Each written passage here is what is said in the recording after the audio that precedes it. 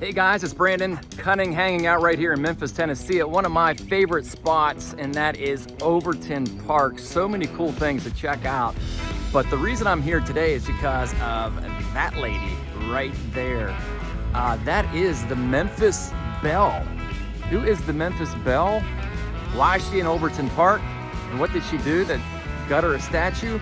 Well, stay tuned and I'll tell you why. Margaret Polk was born right here in Memphis, Tennessee back in 1922. And she grew up not too far from where her statue is today, over on Poplar Avenue. The exact address is actually 1095 Poplar Avenue. And this is what it looks like today.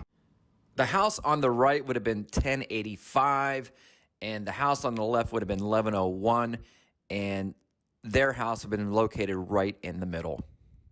And as you can see, it's no longer there today.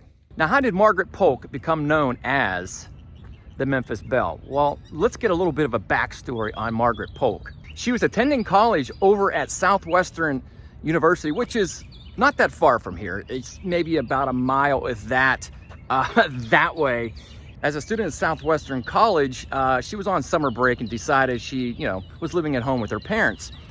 And that's when her sister from Florida came through. And as they were visiting, they were on their way to Washington because her husband was a medic in the Air Force and he was being transferred out to Washington State. And her mother says, Margaret, you got the summer off. Why don't you go with your sister, keep her company on the way out to Washington? She's like, I don't know, Mom. I don't know. I don't think I'm going to do that.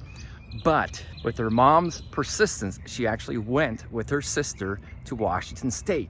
And that's how the story of Margaret Polk began. In July 1942, her sister threw a party for some of the Air Force guys. And one of those people that were at her house was a guy by the name of Robert Morgan. Now, Robert Morgan took kind of a liking to Margaret Polk. And every morning at 5 o'clock in the morning, he would take his B-17 and just fly right over her house and kind of buzz it to let him know, hey, I'm thinking about you. They dated a couple of times during the summer, and then it was time for her to go back to school at Southwestern University. She didn't think much of him, came back to Memphis, and that's just the first part of the story of the Memphis Belle and Margaret Polk. And if you like this video, make sure you like and subscribe. It's Brandon Cunning right here in Memphis, Tennessee with your Memphis history.